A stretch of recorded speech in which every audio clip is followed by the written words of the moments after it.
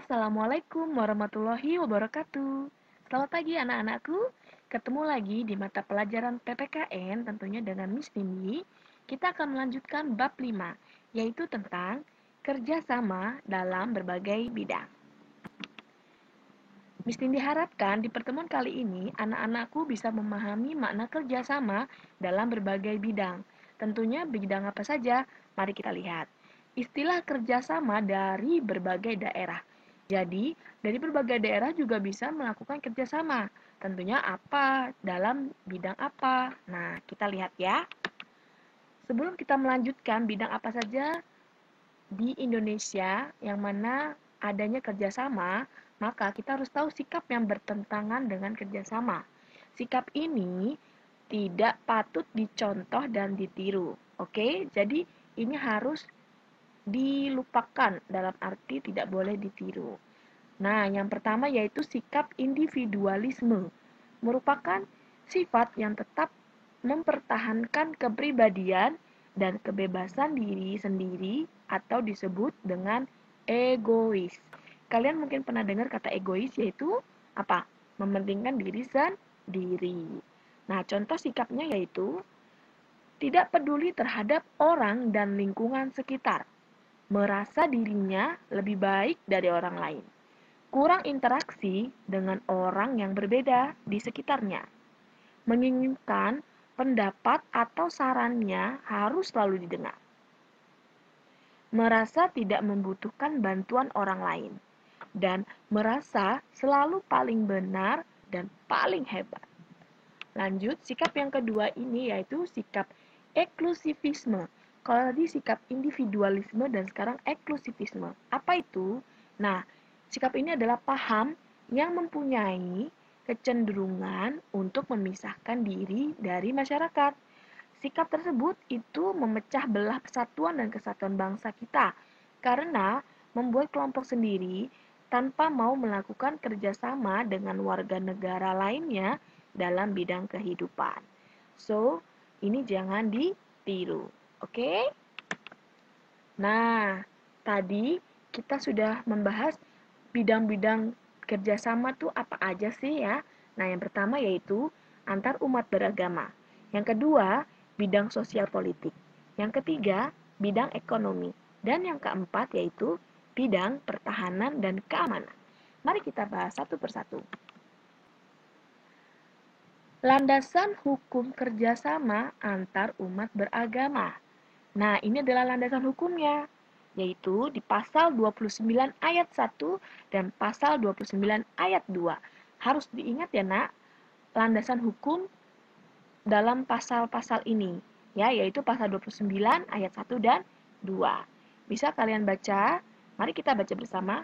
Negara berdasar atas ketuhanan yang Maha Esa. Pasal 29 ayat 1. Pasal 29 ayat 2 yaitu negara menjamin kemerdekaan tiap-tiap penduduk untuk memeluk agamanya masing-masing dan untuk beribadat menurut agamanya dan kepercayaan itu. Oke, next. Nilai-nilai Pancasila, sila ke-1, ketuhanan yang Maha Esa. Jadi, setelah landasan hukumnya itu di pasal 29 ayat 1 dan 2, nah, menggambarkan kerjasama antar umat beragama itu di sila ke-1, bunyinya ketuhanan yang Maha Esa. Nah, contoh-contohnya, toleransi kehidup beragama, kepercayaan, dan keyakinannya masing-masing. Yang kedua, menghormati orang yang sedang melaksanakan ibadah. Yang ketiga, bekerja sama dan tolong-menolong tanpa membedakan agama. Dan yang terakhir, tidak memaksakan agama dan kepercayaannya kepada orang lain. Selanjutnya, kerjasama di bidang sosial politik.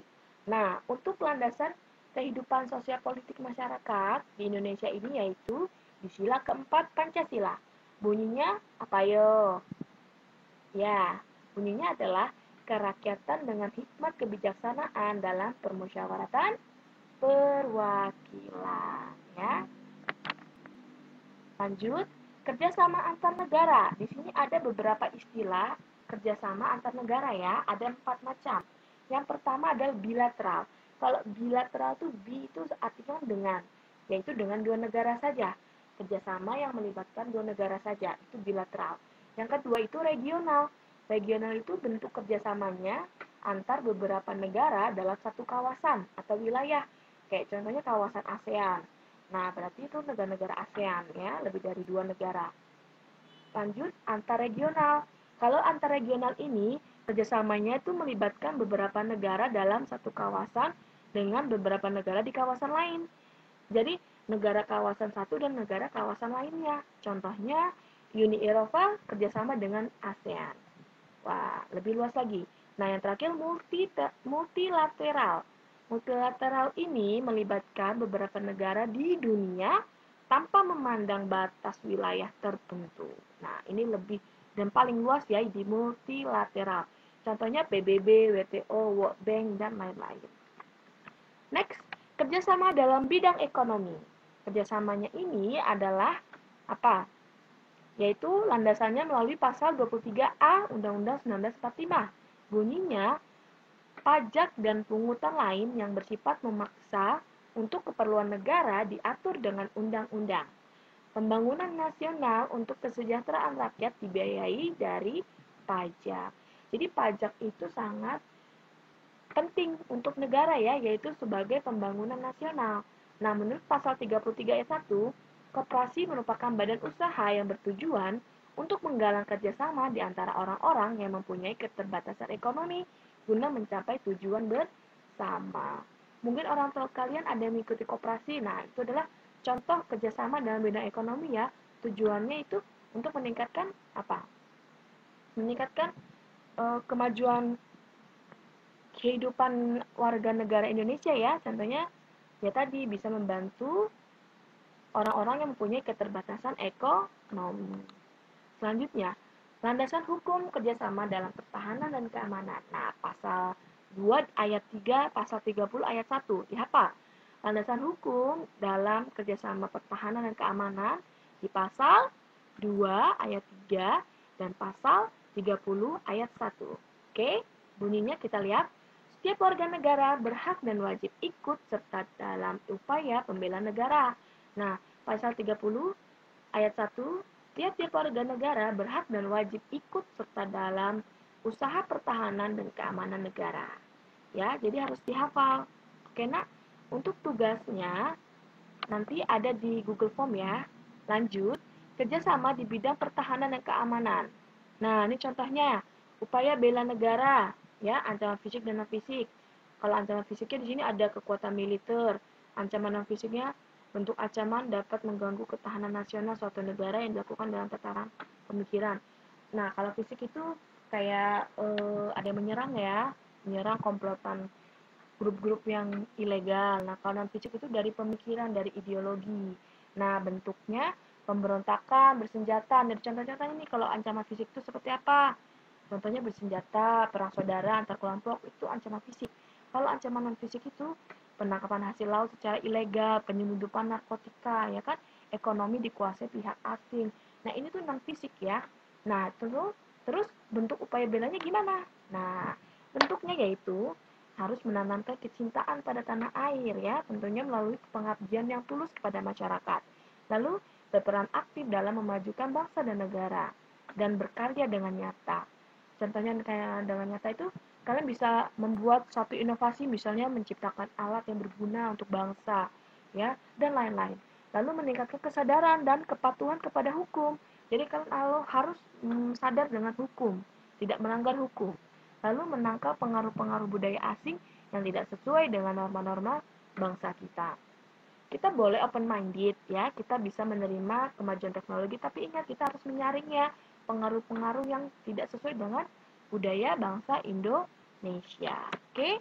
Nah, jadi tugas kalian nanti akan mesti diberikan di Google Form.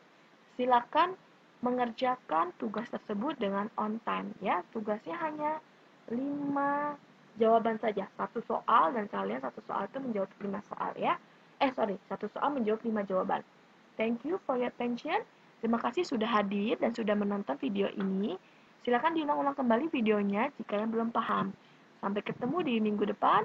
See you. Wassalamualaikum warahmatullahi wabarakatuh. Fighting dan semangat selalu sehat.